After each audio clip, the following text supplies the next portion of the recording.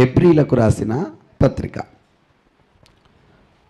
13 అధ్యాయాలు కలిగిన ఈ పత్రికను 12 రెడీ 13 అధ్యాయాలు కలిగిన ఈ పత్రికను ఎదురడి ఇప్పటికీ ఎన్ని రోజుల నుంచి చూస్తున్నాం మనం అమ్మా 17 వారాల వెరీ గుడ్. ఇది 18వ వారం.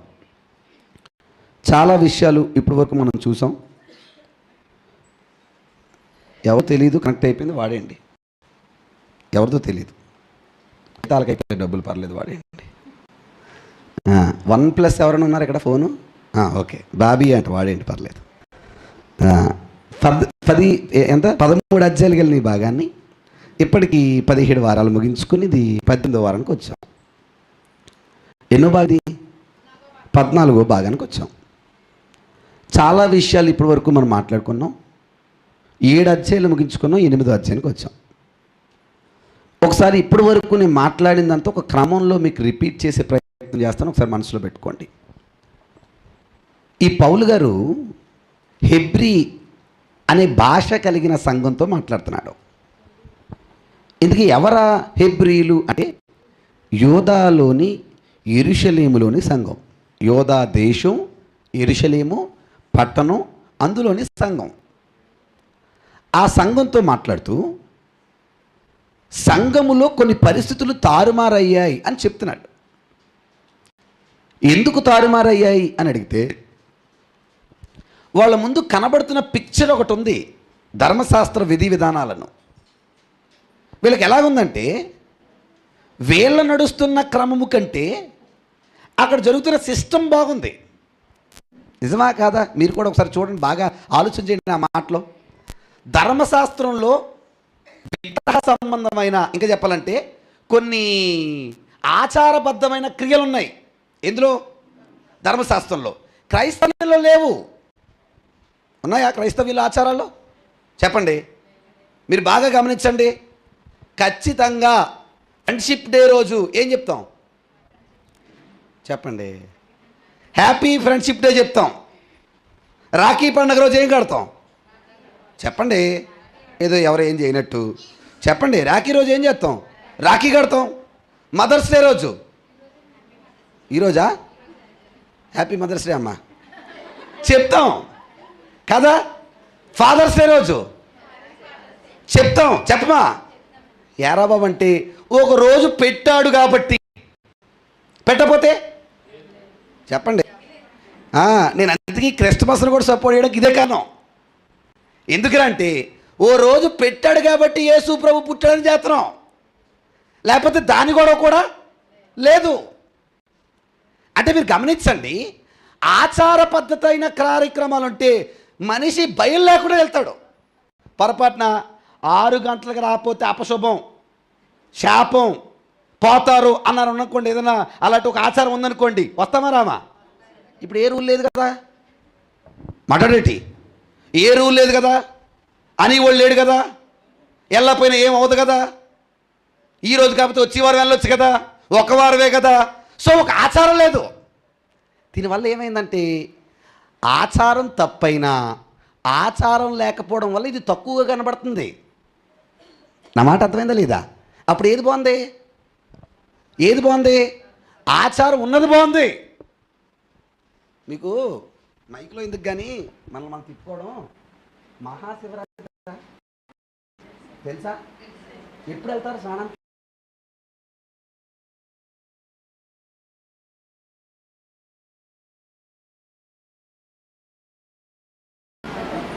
ఎందుకు? ఒక క్రమం, ఒక ఆచారం. ఈ టైంలో వెళ్ళకపోతే అది తప్పు, లేదా ఈ టైంలోకి వెళ్ళకపోతే శాపం అనే ఏదో ఒక ఆచారం, దిక్కుమాల ఆచారం పెట్టాడు ఎవడో. ఇప్పుడు భయం పరిగెత్తుకెళ్ళిపోతున్నాడు వీడు. అవునా కదా? చూడండి, ఆచారానికి భయపడుతున్నాడు కానీ క్రమానికి ఈడేమవ్వట్లేదు, భయపడలేదు. ఈరోజు కూడా మనం ఎలా లోకు కట్టామో ఆ రోజు అలాగే లోకుగా కనబడింది. అలాగే సంఘ విధానాలు కనబడి ఎదురుగుండా ధర్మశాస్త్ర సంబంధమైన కార్యక్రమాలు బళ్ళు ఉన్నాయి. అక్కడ అప్పటికప్పుడు వెంటనే బలెత్తున్నాడు. ఇక్కడేముంది? ప్రార్థన అంటున్నారు. అక్కడ యాజకులు ఉన్నారు, చక్కగా మా కోసం బోళం కార్యక్రమాలు చేస్తున్నారు. ఇక్కడేముంది? వాక్యం అంటున్నాడు. సో దీనికంటే ధర్మశాస్త్ర సంబంధమైన క్రియలే బాగున్నాయి అని వెనక్కి మలుతున్నారు వీళ్ళు. ఎవరు?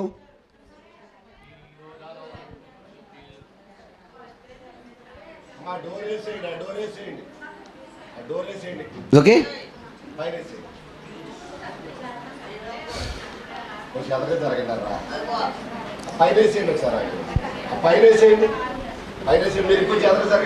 చిన్నపిల్లలు ఈ మధ్య మూడు ఖాళీ ఉంది.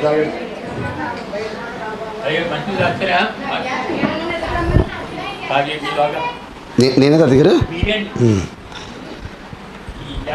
ఆయనకి నేనంటే ఐ లవ్ యూ.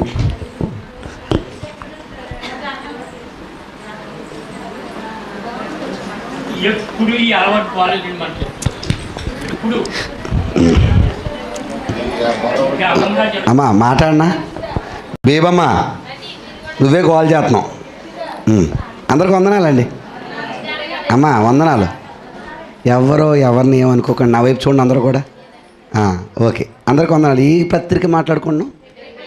ఇంకో నేను చాలా మెల్లగా మాట్లాడదామని ట్రై చేస్తున్నాను. మెల్లగా మాట్లాడతాను, బండి రేజ్ అవ్వకుండా చూస్తాను. మీరు ఇలా గోల్ చేస్తుంటే గోలకి రేజ్ అవుతుంటుంది అంతే, అర్థమైందా? సో మీరందరూ కూడా నాకు సపోర్ట్ చేయండి ఏమా. అందరికీ వందనాలు. ఇంకొన్నేళ్ళు చల్లగా ఉండాలనుకుంటే మీరు సపోర్ట్ చేయండి ఏమా. అందరికీ వందనాలు. Very good. ఏ పత్రిక మాట్లాడుతున్నావు? హెబ్రీ పత్రిక. Very good. ఇప్పుడు ఏం చెప్తున్నానంటే ఆ పత్రిక ఎవరికి రాశాడు? యెరూషలేములోని సంఘానికి. ఎవరికి? ఎందుకు రాయాల్సి వచ్చిందంటే అక్కడ ఒక లోపం ఏర్పడింది. ఏటా లోపం? వాళ్ళు మరలా వెనక్కి వెళ్తున్నారు. ఏ మతంలోకి? యోధా మతంలోకి. ఎందుకంటే అక్కడ క్రియలు బాగున్నాయి, ఆచారాలు బాగున్నాయి, ఇక్కడ అవేమీ లేవు. లేకపోయేటప్పటికీ వినాలి, లేకపోయేటప్పటికీ అదే బెటర్ కదా అనుకుంటూ వెళ్ళిపోతున్నారు. మరి వీళ్ళని ఎలాగైనా మార్చే ప్రయత్నం చేయాలి. ఎవరో? పౌలు గారు. మీరు బాగా వినండి. ఇప్పుడు ఇది కత్తి మీద సాము. అసలు ఈ టాస్క్, ఈ సబ్జెక్టు ఎందుకు కత్తి మీద సామంటే అవతల ఉన్నదేటి? ధర్మశాస్త్రం. యువతల ఉన్నది క్రీస్తు సంఘం. ఆ సంబంధమైన కార్యక్రమాల నుంచి ఇందులోకి రావాలంటే అది దేవుడిదే, ఇది దేవుడిదే. ఈ రెండింటిని చాలా టాలీ చేస్తూ డిస్క్రైబ్ చేయాలి, వర్ణించాలి. ఈయన ఎవరు? పౌలు గారు. తేడా వచ్చిందంటే అది తప్పు అవుతుంది. తేడా వచ్చిందంటే ఇది తప్పు అవుతుంది. ఏ తప్పైనా ప్రమాదమే. అది తప్పు అవ్వకూడదు, ఇది తప్పు అవ్వకూడదు. కానీ దానికంటే ఇదే ముఖ్యం అని చెప్పాలి.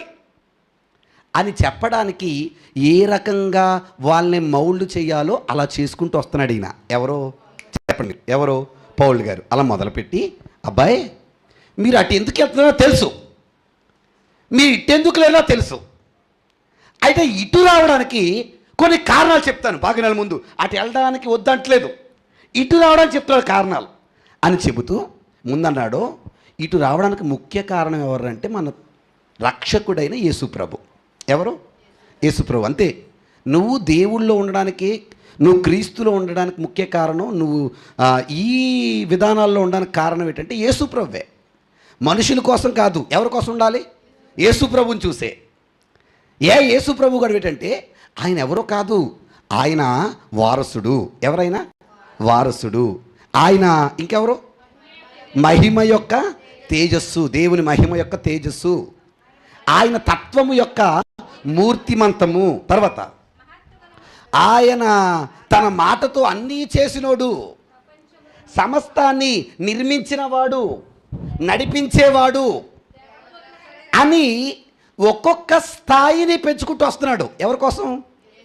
చూడండి, వాళ్ళకి తెలిసిన వచనాలు పట్టుకొని యేసుప్రభు ఎవరో ఎవరో ఎవరో ఎవరో చెప్పుకుంటూ వచ్చన్నాడు. ఆయన దేవదూతల కంటే శ్రేష్ఠుడు అన్నాడు. మళ్ళీ అక్కడ తాగలే, ఆయన ఇంకెవరో తెలుసా? ప్రధాన యాజకుడు. బాగున్నాను. మీరు ఫస్ట్ నుంచి చెప్పుకుంటూ వచ్చి ఎక్కడ దాకా ఆగాడు? ప్రధాన యాజకుడు.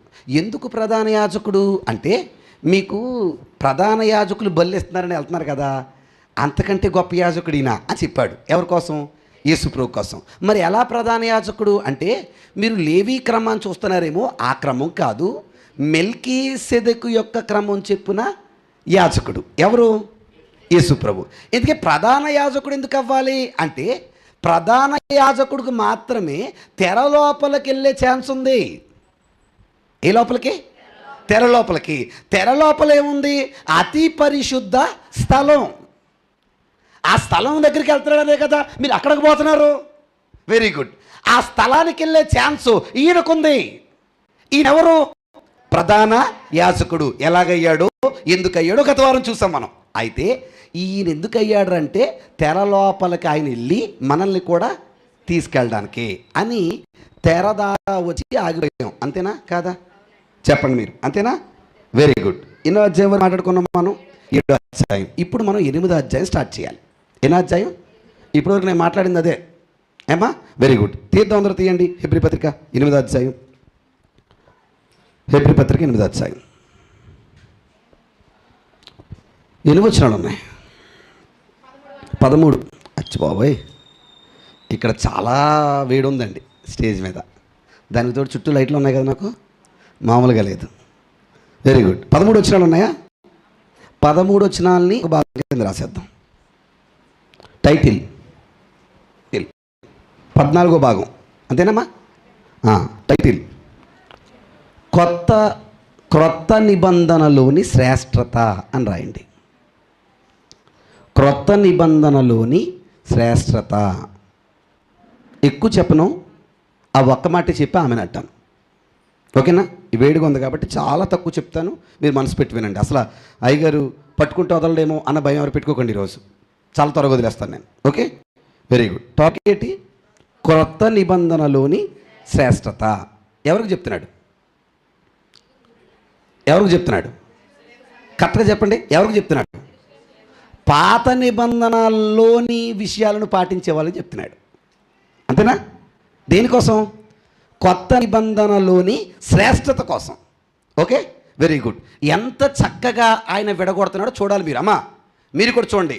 చాలామంది ఈరోజు చేస్తున్న ఒక పెద్ద మిస్టేక్ ఈరోజు మీకు జ్ఞాపకం చేస్తాను నేను. చాలామంది ఈరోజు కూడా ఏం చెప్తా తెలుసా? కొత్త నిబంధన మంచిది అని చెప్పడానికి పాత నిబంధన విలన్లా చూపిస్తారు, చెడ్డదిగా. అవునా కదా? అని కొంతమంది క్రీస్తు సంఘాల్లో అయితే ఉన్న జబ్బు ఏంటంటే పాత నిబంధన చెప్పడమే మానేశారు. ఏరాబమంటే కొట్టేశాడుగా. ఎవరు? యేసుక్రీస్తులో. అవునా కదా? ఆయన ఏం చేశాడు? వచ్చి కొట్టేశాడుగా. సో అందుకని ఇంక పని లేదు మనకి. దేంతో చెప్పండి? ఇప్పుడు మీ దగ్గర ఉన్న 66 పుస్తకాలని కట్ చేసేసి రేపటి నుంచి 27 అండి. అంతేనా కదా? సో ఒక లోపం ఏర్పడింది. ఈ లోపం ఎంత చక్కగా మనకు అర్థమైతే దాన్ని మనం అర్థం చేసుకోగలం. మనసు పెట్టాలి మీరంతా కూడా. ఓకేనా? టాపిక్ ఏంటి? కొత్త నిబంధనలోని శ్రేష్టత. స్టార్ట్ చేద్దాం. 8వ అధ్యాయం 1వ వచనం నుంచి. మేము అంటే ఎవరు ఇందులో ముఖ్యం? పౌలు. మేము వివరించుచున్న సంగతులలోని. అసలు ఇప్పుడు దాకా ఇవన్నీ ఎందుకు చెప్పుకొచ్చానంటే అది దాని గొడవ. ఇప్పుడు దాకేమో చెప్పుకుంటూ వచ్చాడు. ఇప్పుడు ఎందుకు చెప్పాడో వర్ణిస్తున్నాడు. ఏంటంట? అమ్మ మీరు బాగా వినాలి. మీరు మన 8వ అధ్యాయంలో ఉన్నాం. ఏ పత్రిక? మీకు ఇంకో హింట్ చెప్పనా? 66 పుస్తకాల్లో కొత్త నిబంధన గొప్పతనం తెలియాలంటే ఈ ఒక్క అధ్యాయం చాలు. అంత స్పెషల్ అధ్యాయం అనమాట ఇది. ఎన్ని పుస్తకాల్లో? 66 పుస్తకాలు బైబిల్. అందులో అన్ని అధ్యాయాల్లో కొత్త నిబంధన గొప్పతనం తెలియాలంటే ఈ ఒక్క అధ్యాయం చాలు. అంత గొప్పది అధ్యాయం. అందుకే చాలా మనసు పెట్టి ఏ వచనం కూడా డిస్టర్బెన్స్ లేకుండా మీరు చదవండి. ఓకేనా? Very good. చదువుదాం చూడండి. మేము వివరించుచున్న సంగతులలోని సారాంశం ఏంటంటే ఇప్పుడు దాకా మేము చెప్పాలనుకుంది ఏంటంటే మనకు అట్టి ప్రధాన యాజకుడు ఒకడున్నాడు. ఎట్టి? మెల్కీసెదెకేలేనా? ఎట్టి? పోయిన వారం చెప్పాను అన్నమాట. Very good. పాస్టర్ గారికి వందనాలు. ఎట్టి పైన చెప్పాడు కదా 26వ వచనం. చదువుతాం చూడండి. అది 7:26. పవిత్రుడు. ఆ ప్రధాన యాజకుడు ఎవరో చెప్తాడు చూడండి. పవిత్రుడు, నిర్దోషి, నిష్కల్మషి, పాపులలో చేరనివాడు, ఆకాశ మండలము కంటే మిక్కిలి హెచ్చైన వాడైన ఇట్టి ప్రధాన యాజకుడు. ఎట్టి అంటే లింక్ రాసుకోండి దానికి. 7:26 అన్నమాట. అట్టి అంటే ఏంటి? పవిత్రుడు, నిర్దోషి, నిష్కల్మషుడైన ఒక రాజు ఉన్నాడు, ఒక ప్రధాన యాజకుడు ఉన్నాడు. ఎవరికి? మనకి. మనకింత గొప్పోడు ఉన్నాడు కాబట్టి, గత వారం అన్నీ చెప్పాను కదా, అందుకని నేను ఎక్కువ ఎక్స్ప్లెయిన్ చేయట్లేదు. ఉన్నాడు కాబట్టి ఆయన అమ్మమ్మమ్మమ్మ అన్ని చూడండి అమ్మా, అటు ఇటు తిరగండి అమ్మా. ఆయన అంటే ఎవరు? ఆ ప్రధాన యాజకుడు పరిశుద్ధ ఆలయమునకు, దేనికి అంటే పరిశుద్ధ ఆలయం అంటే బిల్డ్ బై మెన్న, బిల్డ్ బై గాడా? నాకంత ఇంగ్లీష్ రాదులే. దేవుని చేత కట్టబడిందా, మనుషుల చేత కట్టబడిందా? ఇది చాలా పెద్ద మాట, మీరు బాగా వినాలి. మీకు మంచి మాట చెప్పనా? ఈ పరిశుద్ధాలయం కోసం ఎక్కువ మాట్లాడినాం, ఎందుకంటే ఆల్రెడీ మనం వచ్చే వారాల్లో మాట్లాడతాం. కానీ అక్కడున్న పరిశుద్ధాలయం ఏంటంటే, అక్కడున్న పరిశుద్ధాలయం సాక్షాత్తు పరలోకం. ఏంటి? పరలోకం. దానికి ఇంకొక పేరు చెప్పనా? వినాలి. దానికి ఇంకొక పేరు చెప్పనా? సాక్షాత్తు క్రీస్తు సంఘం. ఏంటది? క్రీస్తు సంఘం. అందుకని చూడండి, ఇప్పుడు ఏమన్నాడు? పరిశుద్ధాలయమునకు అనగా మనుష్యులు కాక ప్రభువే స్థాపించిందేంటి? ప్రభువే స్థాపించిందేంటి? ఈ బండ మీద నా సంఘాన్ని నేను స్థాపించాను, నేను కట్టాను, నేను కడతాను, ఇది నాది. ఎవరిదే చెప్పండి అమ్మా? యేసుప్రభుది. ఎవరిది? యేసుప్రభుది. అమ్మ వినాలి మీరు. స్థాపించింది ఎవరు చెప్పండి అమ్మా? Very good. దానికి హెడ్ ఎవరు? Very good. అందరికి వందనాలు. ఇప్పుడు స్థాపించినోడు ఆయనే, ముఖ్యుడు ఆయనే కదా. ఆయనే స్థాపించాడు, ఆయనే ముఖ్యుడైతే ఇప్పుడు అందులో హెడ్ అవ్వాలా, దాంట్లో పనుడు అవ్వాలా? ఆయన ఏంటి? స్థాపించినోడు హెడ్ అవుతాడా? వీరబ్రహ్మం గారు, స్థాపించినోడు హెడ్ అవుతాడా? మాట్లాడండి. అవుతాడా? ఇల్లు కట్టారు, ఎవరు కట్టారు? ఎవరో ఒకరు. కట్టినోడు ఏమవుతాడు? పనోడు అవుతాడా, వానర్ అవుతాడా? అయ్యా మీ ఇంటికి మీరేమవుతారు? వానరా? మీరునా? చెప్పండి. Very good. ఈ మాట ఎందుకు అడుగుతున్నాను చెప్తాను మీకు. మనం కూడా వానర్లాగా బిల్డప్ ఇస్తున్నాం. ఆయన స్థాపించినోడంట. ఎవరైనా స్థాపించినోడంట. అయితే ఆయన ఎలా ఉన్నాడు చూడండి, ఆ సంఘంలో, ఆ పరిశుద్ధాలయంలో. ఆయన స్థాపించిన వాడు ఈ నిజమైన గుడారమునకు. అబ్బబ్బబ్బా, ఎలా ఉన్నాడు? వానరా, వర్కరా? ఎక్కడ వానరా? సంఘంలో వానరా, వర్కరా? ఈ పరిశుద్ధాలయానికి నేను వర్కర్ అంటున్నాడు ఆయన. ఎవరంట ఆయన? వర్కర్, పనివాడు, పరిచారకుడు. ఎవరో? యేసుప్రభు. ఆయన పనివాడు, సంఘానికి పరిచారకుడు. నేను మాట్లాడుతానండి, కట్టినోడే పరిచారకుడు అంటే జస్ట్ ఉంటున్నాం మనం కట్టుబానిసలం కాదా? చెప్పండి. మనమెవరం? పరిచారకులమా, నాయకులమా? మనం కూడా ఎవరు? We are the servants. ఆయన పనివాళ్ళం అంతే. కానీ నిజం చెప్పనా, ఇలా అన్నాను, బాధపడకండి. ఈరోజు సంఘాల్లో పరిచారకులు నహి హై, నాయకులే ఉన్నారు హై. అవునా? నేను ఎప్పుడు ఒక మాట చెప్తాను ఎవరికైనా, చెయ్యమని చెప్పకో. వినాలి మీరు. చెయ్యమని చెప్పకో, చేసి చెప్పు. రెండింటికి తేడా ఉంది. చెయ్యమని చెప్పితే అవతలోడు చేయడు, చేసి చెప్తే చేస్తాడు. ఆ క్రమం నీకెలా తెలుసురంటే, నాకు తెలీదు, నాకు నేర్పింది కూడా ఆయనే. ఎవరు? యేసుప్రభు వారు. ఓ రోజు పని కట్టుకొని, అమ్మ వినాలి, ఓ రోజు పని కట్టుకొని 12 మంది శిష్యుల్ని కూర్చోబెట్టి అన్నాడు, అబ్బాయి మీ కాళ్ళు బయటెట్టండి రా అబ్బాయి అన్నాడు. ఎవరిని? శిష్యుల్ని. వాళ్ళు ఓవర్ యాక్షన్ డైలాగులు వేసేసారు. ప్రభా నువ్వేటి మా కాలు పట్టుకోవడం ఏంటి? నువ్వు ఎంత తోడివి ఎనుగుతు మాటలే. తర్వాత అందరూ అప్పచెప్పిన బ్యాచ్ ఆ బ్యాచే, అవునా కదా? అందరికి వందనాలు. అలాంటి మాటలు ఉంటాయి, జాగ్రత్త. సరే పక్కన పెడతాం. డైలాగులు వేశారు. ఈయన ఏమన్నాడు తెలుసా? కడగమంటారా వద్దంటారా అని అన్నాడు. కాళ్ళు పెట్టారు. మొత్తం అందరి కాళ్ళు గడిగడిగిన ఎవరో యేసుప్రభు వారు. బాగారాలు మీరు, ఆయన హెడ్ అసలా. అందరి కాళ్ళు ఏం చేశాడు? కడిగాడు. కడిగన్నాడు, మీలో ఎవరైనా సేవకుడు అవ్వాలంటే ముందు పరిచారకుడు అవ్వాలి.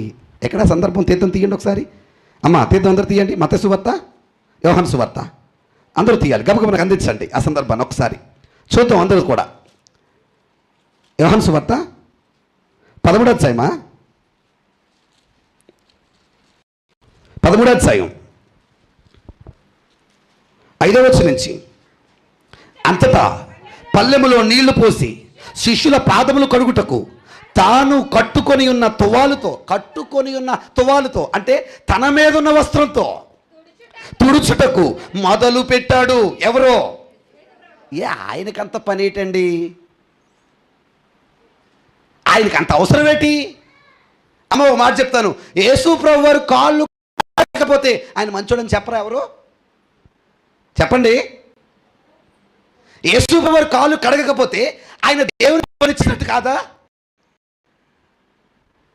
మీకు మాట చెప్పనా?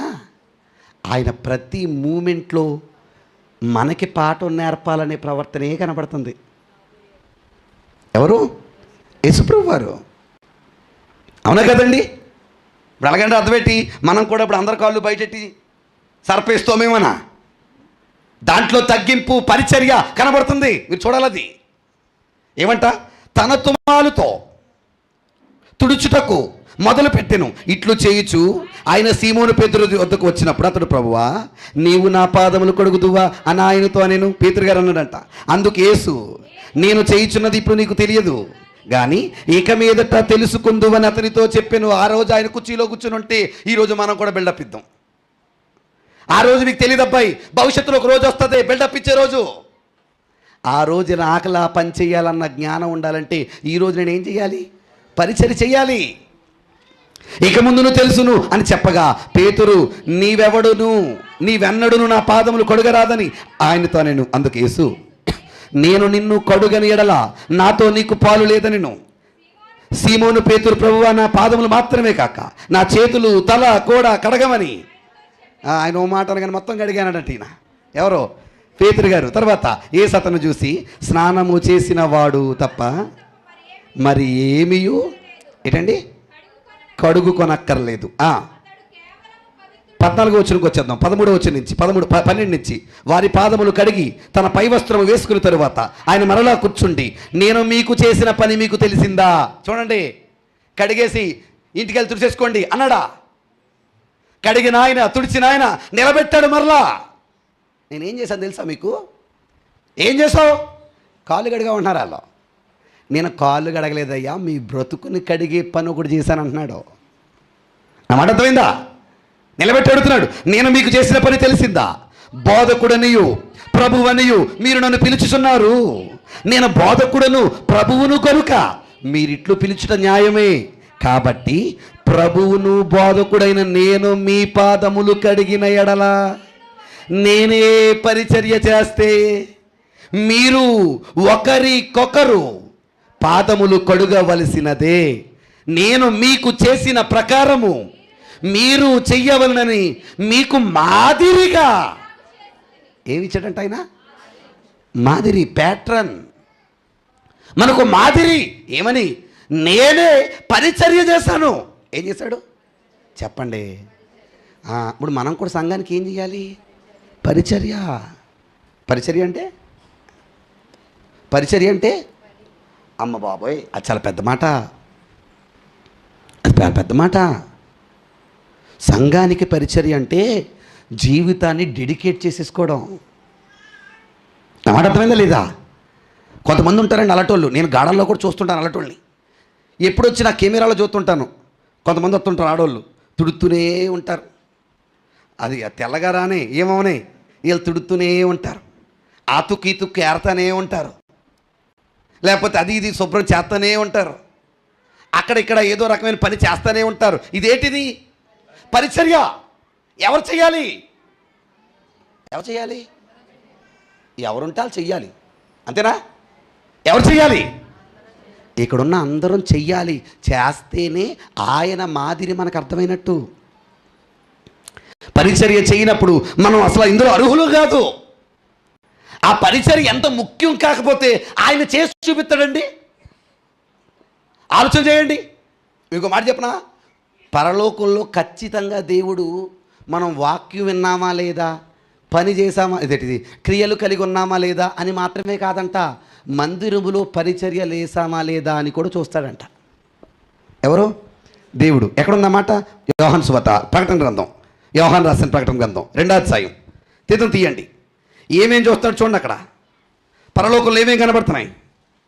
2వ అధ్యాయం ప్రకటన గ్రంథం 19వ వచనం. నీ క్రియలను, అమ్మ ఏమేం చూస్తాడు అండి? క్రియలు, నీ ప్రేమ. ప్రేమ అంటే అబ్బాయి అమ్మాయిలు, అదేనా? ఆ ప్రేమ కాదు. నీ సహోదరుని ప్రేమిస్తున్నావో లేదో కూడా చూస్తున్నాడు ఆయన. ఎవరు? దేవుడు. నీ క్రియలు, నీ ప్రేమయు, నీ విశ్వాసమును అండర్లైన్ చేయడం మాట ఏంటంటది? నీ పరిచర్య. ఏం చూస్తున్నాడు? నీ పరిచర్య, నీ సహనము. నేను ఎరుగుదును నీ మొదట క్రియల కన్నా నీ కడపటి క్రియలు మరి ఎక్కువైనవని ఎరుగుదును. అంటే గుర్తుంచుకోండి, మీరు చేసే పని ఆయన చూస్తున్నాడా లేదా? చెప్పండి. మీకు మాట చెప్పనా అమ్మా, ఎప్పుడు కూడా ఇలానండి, నమ్మచ్చు చూడండి. నేనైనా బైబిల్ పట్టుకోవడమే కాదు, నాకు కూడా చీపురు పట్టుకోవడం తెలియాలి. నాకు రాజమండ్రి సంఘం మీద చిన్న కోపం వచ్చింది. తప్పేం చేయలేదు వాళ్ళు, ప్రస్తుతానికి బాగున్నారు, మంచిగానే ఉన్నారు. చిన్న కోపం వచ్చింది నాకు. ఏటా కోపం అనుకున్నారా? నాకున్న బలహీనత ఏంటంటేనండి, నేను ఎక్కడ చెడ్డోడిని అయిపోతానంటే, మీరు నన్ను తిట్టినా కొట్టినా ఏమన్నా నాకు బాధ ఉండదు. నన్ను చంపేసినా నాకు కోపం రాదు. ఎవరైనా దేవుడి పనికి రాపోయినా, దేవుడి పని చెయ్యపోయినా, ప్రార్థనలో కూర్చోపోయినా ఇంక నేను వాళ్ళ మీద ఎంత పాగంటే అంత పాగేటేసుకుంటుంటాను. నిజంగా అలాగా ఒకరు చెప్పాను, అమ్మ శనివారం వచ్చి శుభ్రం చేసుకోండి అన్నాను. ఒక అక్కలకి, కొంతమంది అమ్మలకి చెప్పాను. నేను చూశాను. నేను ఆ మీటింగ్ నుంచి వచ్చేటప్పుడు, కార్యక్రమానికి వచ్చేటప్పుడు 5 అయింది. నేను 6 గంటలదా చూశాను. వస్తారేమో కెమెరాలో చూస్తాను కదా, రాలేదు. వెళ్ళాను, 10 రూపాయలు సరఫ్ ప్యాకెట్ కొనుక్కున్నాను. అందరికి వందనాలు. నేనే వెళ్ళాను, మొత్తం ప్యాంట్ పైకి మడతెట్టేశాను, నీళ్ళు చల్లేశాను, చీపురుతో సర్పంతా రాసేసాను, చూపు పట్టుకున్నాను, మొత్తం కడిగేశాను, కుర్చీలు వేసేసాను, మైక్ ఎట్టేసాను, అన్నీ వేసి తలుపులు వేసేసి వచ్చేసి సంఘ పెద్దకు ఫోన్ చేసి అన్నాను, రేపు 8:30 కల్లా మైకలు అనాలి. అక్కడ ఎవరు వస్తారు, నువ్వు చూడకు, నువ్వు స్టార్ట్ చేయన్నాను. నా మాటకి అర్థం తెలీదా? ఎరా బాబు, మనం కూడా చెయ్యాలా? నేను చేసే పరిస్థితి వచ్చిందంటే అర్థం ఏంటంటే మీరు చెయ్యట్లేదని, ఆ విషయాలు తెలుస్తుందని. అంతే కదా? ఎంతమందిని బతులాడుతాం, ఎన్ని రోజులు బతులాడుతాం చెప్పండి? ఇక జీవితాంతం బతులాడుతూ మనం ఏం చేయించుకుంటాం ఆయన పనులు? ఎంత పని ఉంది, ఎంత బాధ్యతలు ఉన్నాయి. మరి ఇవన్నీ చెయ్యాలంటే ఖచ్చితంగా మనము కూడా దానిలో ఇన్వాల్వ్ అయిన వారిగా ఉండాలి. ఎందుకంటే మన పరిచర్యను కూడా ఆయన చూస్తాడు. ఎవరు చెప్పండి అమ్మా? లెక్క పెడతాడు. అందుకే మీరు గమనించండి, ఆయనంట పరిశుద్ధ ఆలయానికి నాయకుడుగా లేడు. ఎలా కనబడుతున్నాడు? పరిచారకుడుగా. He is the servant. ఒక పనివాడిగా, ఒక పరిచర్య చేసే వ్యక్తిగా కనబడుతున్నాడు సంఘానికి. ఎవరు? ఎందుకు అలాగంటే నీకు నాకు మాదిరి చూపడానికి. ఏం చూపడానికి? మాదిరి. వచ్చేద్దాం చూడండి, నాకు టైం లేదు ఎక్కువ, నేను ముగించేస్తాను త్వరగా. హెబ్రీ పత్రిక 8వ అధ్యాయం. ఆయన పరిచారకుడయుండి పరలోకమందు మహామహుని సింహాసమున కుడిపార్శ్వమున కూర్చెను. కుడిపార్శ్వం అంటే చెప్పాను మీకు, కుడిపార్శ్వమునంటే అధికారిగా. అవునా? ఆల్రెడీ మనం మొదటి అధ్యాయంలో మాట్లాడుకున్నాం. ఇవన్నీ క్లియర్ అవుతాయి మీకు వాటి వల్ల. అధికారిగా ఉన్నాడు. ఎవరో? యేసు ప్రభు. చూడండి, అధికారిగా ఉన్న ఆయన ఎలా చేస్తున్నాడు? ఏం చేస్తున్నాడు? పరిచర్య. అదవుతుందా లేదా నా మాటలు? మీకు ఆ మాటలు పట్టుకోండి. ఓకే, కుడి పార్శ్వమున కూర్చుండేను. తర్వాత ప్రతి ప్రధాన యాజకుడు అర్పణలను బలులను అర్పించుటకు వెరీ గుడ్. అప్పట్లో ప్రధాన యాజకులు ఉన్నారు కదా, వాళ్ళు అర్పణలు బలులు అర్పించాలంట. దేని ప్రకారం? వెరీ గుడ్, ఆ మాట మీరు పట్టుకోండి. దేని ప్రకారం? ధర్మశాస్త్ర ప్రకారం. అలాగే అందుచేత అర్పించుటకు ఈయనకు ఏమైనా ఉండుట, వాళ్ళకి ధర్మశాస్త్రం ఉంది, మరి ఈయనకు కూడా ఏదో ఒక చట్టం ఉండాలిగా. అర్థమైందా లేదా? వాళ్ళకి ఏముంది? ధర్మశాస్త్రం. ఈయనకు కూడా ఏముండాలి? ఒక చట్టం ఉండాలి. ఈయన బలిగా అర్పించబడ్డానికి.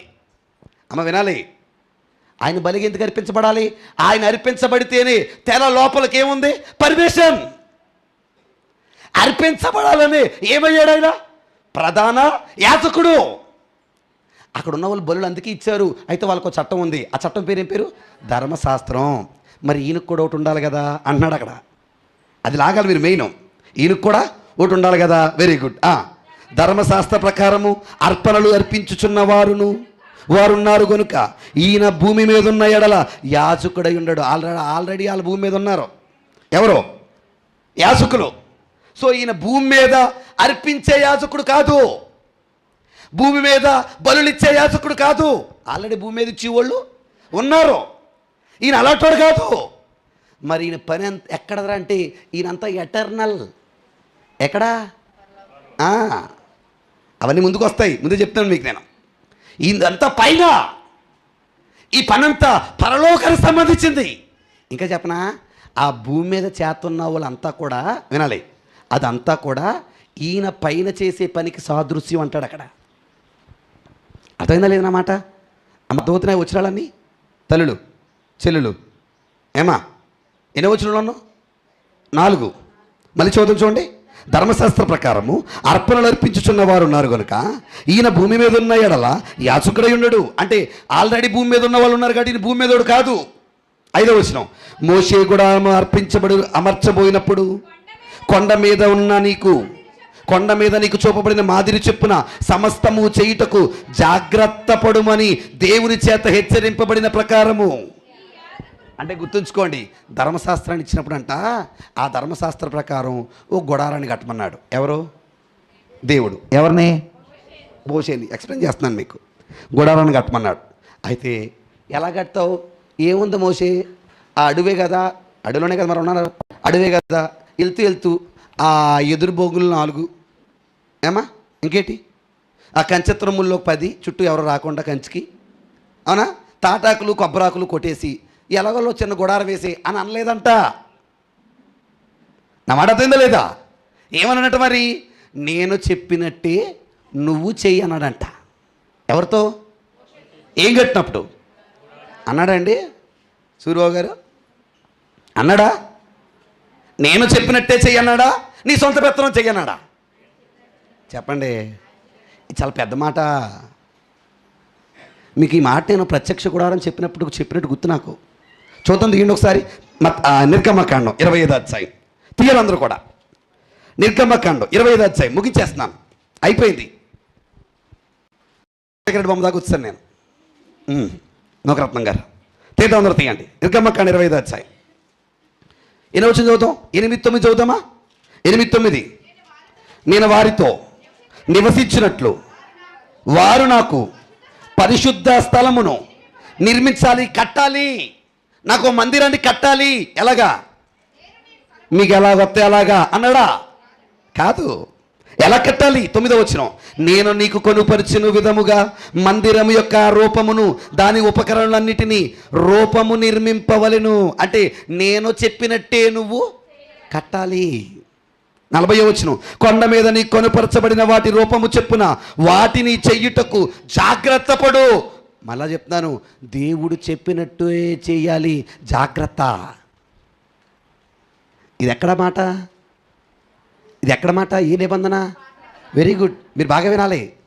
పాత నిబంధనలోనంట సొంత పెత్తనం లేదంట. ఎవరు చెప్పినట్టు చెయ్యాలి? దేవుడు చెప్పినట్టు చెయ్యాలి. దేవుడు చెప్పినట్టే చెయ్యాలి. దేవుడు ఎవరు చెప్పాడు? దేవుడు ఎవరు చెప్పాడు? చెప్పండి అమ్మా చెప్పండి అమ్మా. Very good. ఎవరు చెప్పాడు? Very good. ప్రజలకు ఎవరు చెప్పారు? Very good. ప్రజలకు ఎవరు చెప్పారు? మోషే చెప్పాడు. ప్రజలకు మోషే ఏమవుతాడు? నాయకుడు లేదా సేవకుడు, అంతే కదా. ఎవరో వెరీ గుడ్. ఇప్పుడు మోషే చెప్పాడంటే ఎవరి మాట? Very good. ఇప్పుడు ప్రజలు ఎవరు చెప్పినట్టు చెయ్యాలి? మళ్ళీ దేవుడు అంటారు. ప్రజలు ఎవరు చెప్పినట్టు చెయ్యాలి? సేవకుడు చెప్పినట్టు చెయ్యాలి. నా ఇష్టం అనకూడదు. ఇది ఎక్కడ నిబంధన? ఇంకా కొత్త జోలికి వెళ్ళలేదు నేను, పాతని కూడా చూస్తున్నాం మనం. పాత నిబంధనలోనే ఇంత స్ట్రిక్ట్ రూల్ ఉందంట. అబ్బాయి ఇలా చేయమని ఆయన చెప్పాడంటే అబ్బే నాకు కుదరదు అని అనలేదు, అని అనకూడదు. ఖచ్చితంగా ఆయన చెప్పింది చెప్పినట్టు చేయడానికి జాగ్రత్త. ఏం పడాలి? జాగ్రత్త. ఏ జాగ్రత్త లేకపోతే ఇష్టం ఉండదా? కట్టగలమా? కట్టగలమా? ఓ మాట చెప్పనా అమ్మ, వినాలి. పొరపాటున ఆయన విధానం తేడా వచ్చిందనుకోండి, ఆ పని ఆగిపోద్ది. అన్నమాట అర్థమైందా లేదా? షూర్, డౌట్ ఉంటే చెక్ చేసుకోండి. సంఘం అయినా సరే ఆయన క్రమాన్ని బట్టి నడవాల్సిందే. అందుకే జాగ్రత్త. ఏంటది? జాగ్రత్త. ఇప్పుడు అంటున్నాడు వాళ్ళకు క్రమం ఉంది, ధర్మశాస్త్రం. ఆ క్రమాన్ని బట్టి వాళ్ళు చేస్తున్నారు. అయితే ఈయన అర్పించబడ్డానికి ఈయనకే ఉండాలి, ఓ క్రమం ఉండాలి. Very good. అయితే పాత నిబంధనలో వాళ్ళ క్రమంలో దేవుడు చెప్పినట్టే చేయాలి, ఆయన చెప్పిన ప్రకారమే జరిగించాలి. జాగ్రత్త అని చెప్పాడు. ఎవరికే? మోషేకి. మరి కొత్త నిబంధన కూడా పెట్టి వచ్చేద్దాం. చూడండి, హెబ్రీ పత్రిక ముగించేశాను. కొత్త నిబంధన కూడా పెట్టి వచ్చేద్దాం. అందరూ తీయండి. 8వ అధ్యాయం. దేవుని చేత ఈ హెచ్చరింపబడిన ప్రకారము ఈ యాజకులు పరలోక సంబంధమగు వస్తువుల ఛాయారూపకమైన గుడారమందు సేవ చేయుదురు. ఇందా చెప్పాను కదా, దానికి ఇది మాదిరి. ఛాయారూపకమైన గుడారమందు సేవ చేయుదురు. ఈయనైతే అమ్మమ్మమ్మ ఇప్పుడు పట్టుకున్నాడు. ఇక్కడ నుంచి చాలా ముఖ్యం, జాగ్రత్తగానండి. ఈయనైతే ఇప్పుడు మరి ఎక్కువ వాగ్దానముల బట్టి నియమింపబడిన అమ్మమ్మమ్మమ్మమ్మ ఏది ఎక్కువ చెప్పండి అమ్మా. ఎందులో వాగ్దానాలు ఎక్కువ? మళ్ళీ చూద్దామా? మళ్ళీ 6వ వచనం.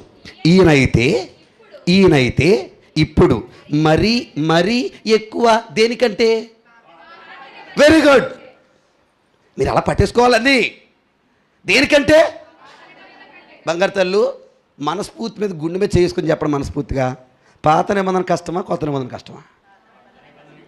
మీకు మీకు అని మనం అనుకుంటున్నాం. అక్కడ తోలే తీసాడు, ఇక్కడ మొత్తం తీసేస్తున్నాడు. మనకి ఇక్కడ బయలు లేకలా తయారయ్యాం, అంతే. అందరికి వందనాలు. మీకు మాట చెప్పనా? భయం ఎందుకు లేదు చెప్పనా? బైబిల్ అంతా మీరు చదవండి. దేవుడు మాట అన్నాడండి, వాళ్ళని చేర్చుకుంటేనే నన్ను చేర్చుకుంటాడు అన్నాడు. వాళ్ళంటే సేవకులు. వాళ్ళని చేర్చుకుంటే ఎవరు చేర్చుకుంటారు? మీకు బాగా చెప్తానేనండి. ఇంట్లో అమ్మ వినండి మీరు, వాళ్ళు మాస్టర్ల మాట వింటేనే మీ మాట వింటారు, మీ మాట వింటేనే సేవకుల మాట వింటారు, సేవకుల మాట వింటేనే ఎవరి మాట విన్నట్టు? మొత్తానికి వెళ్ళి ఎవరి మాట వింటలేదు జనాలు, అందుకే పాడైపోతున్నారు. మొత్తానికి ఎవరి మాట వింటలేదు కాబట్టి ఈ చెప్పే మాటల మీద భయం లేదు. మాస్టర్ రే వచ్చే వారం 7 గంటల క్లాస్లో ఉండాలి అని అన్నాడు అనుకోండి, ఎన్ని గంటలకు వస్తారు? స్టూడెంట్ ఎన్ని గంటలకు వస్తారు? అమ్మ ఎవరో బడికి వెళ్ళలేదా? మరి చెప్పండి, వెళ్తారా? ఎందుకని? మాస్టర్ మాట అంటే భయం. మాస్టర్ 7 8:30కి వెళ్తే అలా వెళ్ళి వాళ్ళు ఉంటారు. ఎవరు తెలుసా? మాస్టర్ ఏమీ చేయలేడన్న దమ్మున్నవాళ్ళు కదా. మాట్లాడేటి నిజమా కదా? మాస్టర్ మీద ఉన్న నిర్లక్ష్యమే ఆయన చెప్పే పాఠాలని మన బుర్రలో పని చేయకుండా చేస్తుంది. ఇదంతా ఇంటర్లింకు. దేవుడు అంటున్నాడు, ఒక జాగ్రత్త చెప్తే ఆ జాగ్రత్త ప్రకారం మోషే చెప్పిన దట్టి మీరు నడవలసిందే. అది పాత నిబంధన. దానికే అన్ని రూల్స్ ఉంటే దానికంటే ఎక్కువ రూల్స్ అంట. ఏ నిబంధన? వచ్చేద్దాం చూడండి.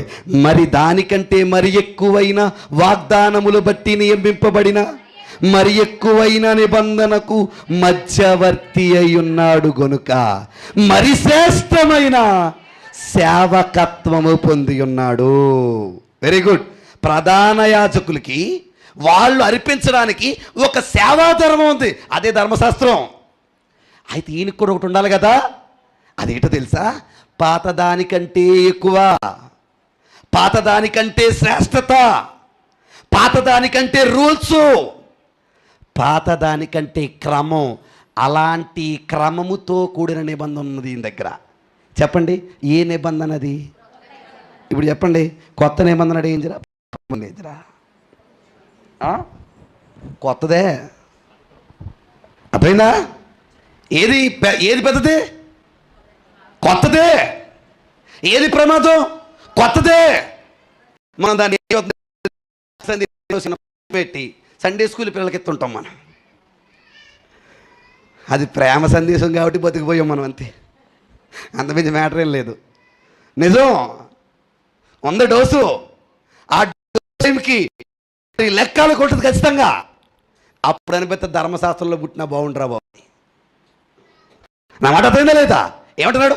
దానికంటే ఎక్కువ, దానికంటే శ్రేష్టత, దానికంటే పెద్దది ఏది అంటే మన చేతుల్లో దేవుడిచ్చిన క్రమం అనేది ఎంత ప్రాముఖ్యమైందో చూడండి. అమ్మా, ధర్మశాస్త్రాన్ని చూస్తే గజగజలాడి వాళ్ళల్లో మనం ఏం చేయాలి? కొత్త నిబంధన చూసి గజగజలాడడం ఏంటి? మాట రాకూడదు, గొక్కేయకూడదు మనం, అవునా కదా? కానీ నిజం చెప్పనా, పెద్ద బైబిల్నే బైబిల్లా చూస్తాం మనం. అందరూ కొందనాలు. నిజం చెప్పండి, ఇక్కడ చిన్న బైబిల్ పట్టుకొచ్చిన ఎవరో చూపించండి సార్. చిన్నది అమ్మగారు. ఇంకా మా దగ్గర ఎందుకుంటాయండి, అవునా కదా? పొరపాటున చిన్న బైబిల్ పట్టాం, దాన్ని ఒక చిన్న పుస్తకం అంటే మనకి ఎక్కువ ఉంది కాబట్టి తీసుకొస్తాం, తప్పని అంటలేదు. కానీ ఏం చెప్పనా, దాని మీద చిన్న చూపు కాదు, మీరు గమనించండి, దాని మీద తక్కువ చూపు. అది ఎవరిదిరా? చిన్న పిల్లలదండి, పిల్లోడు బైబిల్ అండి. నేను చెప్పండి, ఏది పిల్లోడిది? ఇప్పుడు చెప్పండి, ఏది పిల్లోడిది? అది పిల్లోడిదా? అది చిన్నోడిదా? అది అర్థం కావడానికి నీ బుర్ర సరిపోదురా అంటున్నాడు ఆయన. ఏ నిబంధన? క్రొత్త నిబంధన. Very good. ఇప్పుడు ఎగ్జాంపుల్ చెప్తున్నాడు చూడండి. ఏలయనగా మొదటి నిబంధన లోపము లేనిదైతే, ఆగండి, మొదటి నిబంధన అంటే వెరీ గుడ్, ఏం లేనిదైతే, లోపము లేనిదైతే రెండవ దానికి అవకాశం. ఈ మాట పట్టుకున్నారండి. చెప్పండి, ఇప్పుడు ధర్మశాస్త్రంలో ఏముంది? ఏముంది? లోపం ఉందా? లోపం లేదా? లోపం ఉందా? వద్దు, దాన్ని కూడా వదిలేయండి. నా వైపు చూడండి మీరు. ధర్మశాస్త్రంలో లోపం ఉందా? చెప్పండి, ధర్మశాస్త్రంలో లోపం ఉందా? మాట్లాడండి అమ్మ, చెమటలు పడేస్తున్నాయి. ఇంత చెమటలు కారుతున్నారు కానీ ఎవ్వరో ఓ చిన్న సైజు ఏసీ కానీ కూలర్ కూడా కొనట్లేదు. సరే, పక్కన పెడదాం. చెప్పండి, ధర్మశాస్త్రంలో లోపం ఉందా? చెప్పండి అమ్మా. అక్కడ మళ్ళీ చదువుతాం అన్నమాట. ఏలయనగా మొదటి నిబంధన అంటే పాత నిబంధన, ధర్మశాస్త్రం లోపము లేనిదైతే రెండవ దానికి అవకాశం లేదు. ఉందా? చెప్పండి. అంటే ఇప్పుడు దేవుడు లోపం గల దాన్ని ఇచ్చాడంటారు వాళ్ళకి. మార్తమ్మ గారు, మరి తప్పే కదా? నీకు 2 కొడుకులండి. ఎంతమంది కొడుకులు? 2 కొడుకులు. పెద్దోడికి మంచిది ఇచ్చి చిన్నోడికి చెడ్డదిస్తే తప్ప కదా? మరి చెప్పండి, లోపము కలిగింది ఇచ్చాడా? మీరు బైబిల్ని చదువుతున్నప్పుడు చాలా జాగ్రత్తగా మనం దాన్ని ఆలోచించవలసిన బాధ్యత ఉంది. ఆ లోపం ఏంటో చెప్తాను, కానీ మీకు కన్ఫ్యూజన్ లేకుండా ఉండడానికి ధర్మశాస్త్రానికి కొత్త నిబంధనకి చిన్న తేడా చెప్పేసి ఆమెను అంటాను. బాగానే లేరు. ఒక ఆయనకి యాక్సిడెంట్ అయింది అనుకోండి. ఏమైంది అనుకోండి? దెబ్బలేం తగిలేం గట్టి అడక్కండి. గట్టిగా తగిలాయి, కాలు ఇరిగిపోయింది. ఏమి ఇరిగిపోయింది? అమ్మ బాగానే మీరు ఈ మాట మీ మనసులో ఉంటే మీకు రెండింటికి తేడా తెలిసిపోద్ది. ఓకే, ఏమి ఇరిగిపోయింది? కాలు ఇరిగిపోయింది. ఆశీర్వాదం గారు వినాలి. ఇప్పుడు ఎక్కడికి వెళ్తాడు? Very good. హాస్పిటల్కి వెళ్ళగానే ఫస్ట్ ఏం తీస్తారు? బా, మీరంతా డాక్టర్లు అండి. Very good. ఏం తీస్తారు? ఎక్స్రే. ఏమంటారు దాన్ని? Very good. ఎక్స్రే తీగానే చెప్పేస్తారు, అబ్బాయి నీకు కాలు మొదలకే ఇరిగిపోయింది. తెలిసిపోయిందా లోపం? చెప్పండి. Very good. సమస్య తత్వైపోయింది. దేనివల్ల? ఎక్స్రే వల్ల. ఇప్పుడు వెంటనే ఏమంటారు? అర్థమైపోయిందని పంపేస్తారా, మరలా ఎక్కడికైనా వెళ్ళమంటారా? ఎక్కడికి వెళ్ళమంటారు? ఆపరేషన్ అన్న వాళ్ళు ఎవరు ఇక్కడ? అమ్మా, ఎక్స్రే అట్టుకుని ఎక్కడికి వెళ్ళండి అంటారమ్మా. అమ్మ బంగారు తల్లులు, ఈయన తిప్పలు పడుతున్నారమ్మ ఇవాళ మీరు. Very good. ఫస్ట్ ఏం తెస్తారు? ఎక్స్రే తెస్తారు. ఎక్స్రేలోనే తెలిసిపోయింది ఏంటి లోపం. అయినా ఎక్కడికి వెళ్ళమంటాడు? నేను మాట్లాడుతాను, లోపం నువ్వు చెప్పేసావు కదా, ఈ మిషనే మందు ఇచ్చేయంటే ఆ మిషన్ దగ్గర పని అవుతుందా? అవదా? ఎందుకని? ఎందుకని? ఎందుకని? దాని పని అక్కడ వరకే. ఇప్పుడు అలాగని మిషన్ చెడ్డదందామా? చెప్పండి. అలాగని మిషన్ తక్కువ అందామా? చెప్పండి. తక్కువ అందామా? కాదు. దాని పని ఎంతవరకు అంతవరకే. కంప్లీట్ అవ్వాలంటే ఎక్కడికి వెళ్ళాలి? డాక్టర్ దగ్గరికి వెళ్ళాలి. అందరికి వందనాలండి. కంప్లీట్ అవ్వడానికి డాక్టర్ దగ్గరికి వెళ్ళాలి. ఎలాగెళ్ళాలో పాత నిబంధన ఎక్స్రే అయితే డాక్టర్ ఎవర్రా అంటే యేసు ప్రభు. ఆయన వాడే ట్రీట్మెంటే కొత్త నిబంధన. ఏమైనా అర్థమైందా లేదా? ఇప్పుడు అది చెడ్డది అనకూడదు. అర్థమైందా లేదా? అది తక్కువ అనకూడదు. అది ఎంతవరకు దాని పని చెయ్యాలో చేసింది, కానీ కంప్లీట్ కాదు. అర్థమైందా లేదా? దాని స్థాయి వరకు, దాని పరిమితి వరకు, దాని లెక్క వరకు దాని పని చేసింది. ఇప్పుడు లోపము గలదంటే అర్థం ఏంటంటే కంప్లీట్ కాదని, అంతేగాని అందులో తప్పు ఉందని కాదు. అందుకే కదా గలతీ పత్రిక 3వ అధ్యాయం తేదం తీయండి. ఏమన్నాడు చూడండి. ధర్మశాస్త్రము వినవచ్చును. అది గలతీ పత్రిక 3వ అధ్యాయం. బాలశిక్షకుడాయను అంటాడు చూడండి. గలతీ పత్రిక 3వ అధ్యాయం తీయాలందరూ కూడా. గలతీ పత్రిక 3వ అధ్యాయం వినవచ్చును. నేను తీయలేదు, అలాగే మీరు చెప్తారు కదా అని తీనా. నేను చెప్పనా వచ్చును? చదవండి మరి. గలతీ పత్రిక 3వ అధ్యాయం 24వ వచనం. కాబట్టి మనము విశ్వాస మూలమున నీతిమంతులని తీర్చబడినట్లు క్రీస్తునద్దకు డాక్టర్ గారి దగ్గరికి. ఎక్కడికి? అర్థం చేసుకుని అలాగా మనసులో ఉంటుంది మీకు. క్రీస్తునద్దకు డాక్టర్ దగ్గరికి మనలను నడిపించుటకు ధర్మశాస్త్రము ఒక ఎక్స్రే కింద ఉంది. అర్థమే లేదా? మనకేమయ్యాడట? బాల శిక్షకుడు ఆయను. ఆయన కొంతవరకే. ఆయన టార్గెట్ ఏంటంటే, దాని టార్గెట్ ఏంటంటే నడిపించాలి. ఎవరి దగ్గరికి? చెప్పండి. ఎవరి దగ్గరికి? యేసు ప్రభు దగ్గరికి. ఆయన దగ్గరే ఉంది కొత్త నిబంధన. అది కంప్లీట్. ఇప్పుడు చెప్పండి, పాత నిబంధన చెడ్డదా? పాత నిబంధన అక్కర్లేదా? పాత నిబంధన కూడా కావాలా? అది కొట్టేశాడా? చెప్పండి. దాన్ని కొట్టివేయడానికంటే అర్థం ఏంటంటే నిబంధన మార్చడానికి అని అర్థం. అర్థమైందా? నిబంధన మార్చడానికి కొత్తగా ఏమిచ్చాడు? నిబంధన ఇచ్చాడు. సో ఇంక ఆ నిబంధన చెల్లుమనిలో ఉండదు. రూలింగ్ మారింది, కానీ అది చెడ్డది కాదు, అది లోపం కలిగింది కాదు, అది చింపేయాల్సిన అవసరం లేదు. అర్థమైందా లేదా? Very good. అయితే ఆ నిబంధనని కూడా బాగానే మీరు, ఆ నిబంధనని కూడా వాళ్ళు సరిగ్గా చేయలేదంట. ఎవరు ఆ నిబంధన ఇచ్చిన ప్రజలు అంటే ఇశ్రాయేలీలు ఏం చేస్తారు చూద్దాం. వచ్చేద్దాం చూడండి. అయితే మళ్ళీ చూద్దాం పైనుంచి 7వ వచనం నుంచి.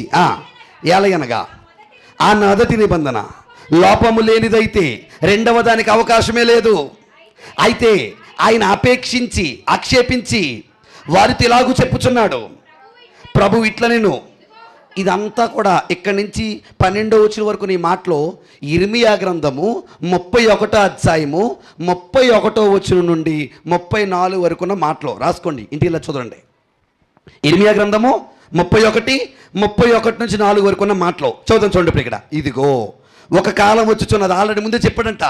ఆ నిబంధనలో లోపం అంటే ఆ నిబంధన కంప్లీట్ చేయలేకపోయింది కాబట్టి కంప్లీట్ అవ్వడానికి దేవుడు ముందే మాట ఇప్పాడంట. ఏమని? ఇదిగో ఒక కాలం వచ్చుచున్నది, అప్పటిలో ఇశ్రాయేలు ఇంటి వారితోనూ యోధా ఇంటి వారితోనూ నేను కొత్త నిబంధన. ఏ నిబంధన? అబ్బా చూడండి, ఈ కొత్త నిబంధన ఎంత స్పెషలో మనం దాన్ని ఎంత చిన్నగా చూస్తామో. కొత్త నిబంధన చేస్తాను, అది నేను ఐగుప్తు దేశములో నుండి నీ పితరులను వెలుపలికి రప్పించుటకై వారి చెయ్యి పట్టుకున్న దినమున వారితో నేను చేసిన నిబంధన వంటిది. అంటే పాత నిబంధన వంటిది కాదు. ఏమనగా వారు నా నిబంధనలో నిలువలేదు. ఎవరో ఇశ్రాయేలీయులు. గనుక నేను వారిని అలక్ష్యము చేసి తిని. అలక్ష్యం చేయడం అంటే పట్టించుకోలేదనా, పక్కన పెడేశాడని. పాత నిబంధనలో తోపులు ఎవరు? ఇశ్రాయేలీలే. కొత్త నిబంధనలో తోపులు ఎవరు? క్రైస్తవులు. ఛాన్స్ ఫర్ ఆల్, అక్కడ ఫర్ సమ్ కొంతమందికే. అలక్ష్యం చేయడం అంటే పక్కన పెట్టాడని. Very good. అలక్ష్యము చేసి తినని ప్రభువు చెప్పుచున్నాడు. ఆ దినములైన తరువాత ఇశ్రాయేలు ఇంటి వారితో నేను చెయ్యబోవు నిబంధన ఏదనగా. ఎక్కడ? ఏ నిబంధన? అమ్మ ఇవన్నీ ఒక్కో పాయింట్ రాసుకొస్తే ఎంత బాగుంటుందో అనిపించింది నాకు. దానికంటే ఎక్కువ నియమాలు, దానికంటే మరి పెద్దదైన నిబంధన, అది రాతి పలకల మీద రాయబడింది. ఇది మాంసపు మనసుల మీద రాయబడింది. ఏ నిబంధన? Very good. వారి మనసుల మీద నా ధర్మవిధులను ఉంచెదను, వారి హృదయముల మీద. ఏ నిబంధన? చూడండి, వాటిని వ్రాయుదును, నేను వారికి దేవుడయ్యుందును, వారు నాకు ప్రజలయ్యుందును. వారిలో ఎవడును ప్రభును తెలుసుకొనుడని తన పట్టణస్థునికైనను సహోదరుడికైనను ఉపదేశము చెయ్యడు. వారిలో చిన్నలు మొదలుకొని పెద్దల వరకు అందరూ నన్ను తెలుసుకుందురు. అంటే ఈ ఛాన్స్ ఎంతమందికి? ఫర్ ఆల్, అందరిది. ఏ నిబంధన? కొందరికే కాదు, అందరికీ. నేను వారి దోషముల విషయమై దయ కలిగి వారి పాపములు ఇక ఎన్నడూ జ్ఞాపకము చేసుకొననని ప్రభువు సెలవిచ్చుచున్నాడు. ఆయన క్రొత్త నిబంధన అని చెప్పుట చేత మొదటిది పాతదిగా చేసి ఉన్నాడు. ఏది పాత గిలి ఉడిగిపోవునో అది అదృశ్యమగుటకు సిద్ధముగా ఉన్నది. అంకెం తీశాడు 4, నిర్వర్తనమగుటకు. ఎలాగుందంట? సిద్ధముగా ఉన్నది. ఈ నిబంధన. Very good. ఇప్పుడు ఏమిచ్చాడు చెప్పండి? ఏమిచ్చాడు? కొత్త నిబంధన. ఏమిచ్చాడు? కొత్త నిబంధన. ఎవరిచ్చారు? యేసు ప్రభు. దేనికంటే మీద రాశాడు, దీన్ని చిరస్థాయిగా పెట్టాడు. దాన్ని తీసే ఛాన్స్ ఉంది, దీన్ని ఇంకా తీసే ఛాన్సే లేదు. అది ఏ నిబంధన చెప్పండి మీరు? ఏ నిబంధన? వెరీ గుడ్, కొత్త నిబంధన. ఎందుకు ఇచ్చాడు ఈ నిబంధన? ఎందుకు ఇచ్చాడు ఈ నిబంధన? ఇందాక చదివాం కదా మనం. ఎక్కడికి వెళ్ళడానికి? సబ్జెక్ట్ చెప్పండి. ఎక్కడికి వెళ్ళడానికి? Very good. తెర లోపలికి వెళ్ళడానికి. వాళ్ళ లోపలికి వెళ్ళడానికి వాళ్ళకు ఒక క్రమం ఉంది. ఏటా క్రమం? ధర్మశాస్త్రం. ఈయనకు కూడా ఒక క్రమం ఉంది లోపలికి వెళ్ళడానికి. అదే క్రొత్త నిబంధన. ఇప్పుడు నిబంధన రెడీ అయింది, యాజకుడు రెడీ అయ్యాడు. వినాలి. నిబంధన రెడీ అయింది, యాజకుడు రెడీ అయ్యాడు. ఇంకా ఆలస్యం ఒకటే లేటు. దేనికి? ఎక్కడికి వెళ్ళడానికి? ఇంకా లోపలికి వెళ్ళడమే లేటు. అందరికి వందనాలండి. యాక్చువల్లీ పోయిన వారం చెప్పాను మీకు లోపలికి వెళ్దామని. ఏ లోపలికి? కానీ మరి లోపలికి వెళ్ళాలంటే రూల్ ఉండాలన్నాడు. ఆ రూలే నిబంధన అన్నాడు. ఆ నిబంధన మన చేతుల్లో పెట్టాడు. ఇప్పుడు యాజకుడు రెడీగా ఉన్నాడు, చట్టం కూడా రెడీగా ఉంది. ఇప్పుడు ఎక్కడికి వెళ్ళాలి? లోపలికి వెళ్ళాలి. మరి తెర లోపల ఏముందో తెలియాలంటే ఖచ్చితంగా మనం ఎక్కడికి వెళ్ళాలి? లోపలికి వెళ్ళాలి. లోపలికి వెళ్ళాలంటే నెక్స్ట్ ఎపిసోడు వచ్చే వారం. ఏ వారం? అందరికి వందనాలండి. లోపల చాలా ఉన్నాయి. ఏ లోపల? అమ్మా ఏమున్నాయని మీరు బెంగెట్టకండి. మన ఎవరో ఒక అయ్యగారు చెప్తున్నాడు, పరలోకమంతా బంగారముతో ఉండును అన్నాడు. దీంతో ఉండును? ఇప్పుడు ఈ అమ్మకి ఏం ఆశ చూపిస్తున్నాడు తెలుసా? బంగారం పిచ్చున్నానికి ఇంకా బంగారం చూపిస్తున్నాడు. ఇప్పుడు ఈ అమ్మ ఎందుకు వస్తుంది పరలోకం? అదేనా లోపల ఉన్నది? ఏడుపులు ఉండవు, పెడబొప్పులు ఉండవు అంటే అర్థమేంటి? బంగారం ఉందంటే అర్థమేంటి? లోపలే ఉంది. అందరికి వందనాలండి. లోపలే ఉందో సరిగ్గా అర్థం కాకే మనం బయట ఉండిపోయాం. నమ్మట అర్థమైందా లేదా? Very good. లోపలే ఉందో ఖచ్చితంగా తెలిస్తే బయట ఒక్క క్షణం కూడా ఆలస్యం చేయకుండా పరిగెడతాం. ఆ లోపలే ఉందో మనం తెలియాలంటే ఖచ్చితంగా మనం జాగ్రత్తగా దీన్ని ముందుకు నేర్చుకునే ప్రయత్నం చేయాలి. మీ అందరికీ అర్థమైంది అనుకుంటున్నాను. ఓకేనా? Very good. దేవుడు ఏ నిబంధన ఇచ్చాడు ఇప్పుడు? కొత్త నిబంధన. కాస్తంత అన్నీ దగ్గర పెట్టుకుని చూసుకోండి. దేన్ని? క్రొత్త నిబంధన. ఎందుకంటే అది చాలా ప్రమాదం సుమా. పాత నిబంధన కన్నుకు కన్ను, పన్నుకు పన్ను, కాలుకు కాలు అని భయపడ్డాం. అంతకు మించింది అన్నాడు మరి దీనికి ఏటో తేలదు మనకి. కన్నుకు మొత్తం తీసేసిన ఆశ్చర్యం లేదు. అర్థమైందా లేదా? అలాంటి భయాలతో ఈ నిబంధన జాగ్రత్తగా నడవలసిన బాధ్యత మనపై ఉంది. అలా నడుద్దాం. భయభక్తులు కలిగి, జాగ్రత్త కలిగి దేవునిలో ఎదిగే యత్నం చేద్దాం. అట్టి అనుకూలత మీకు, నాకు, మనకు, అందరికీ దేవుడు దయచేయునుగాక. ఆమేన్.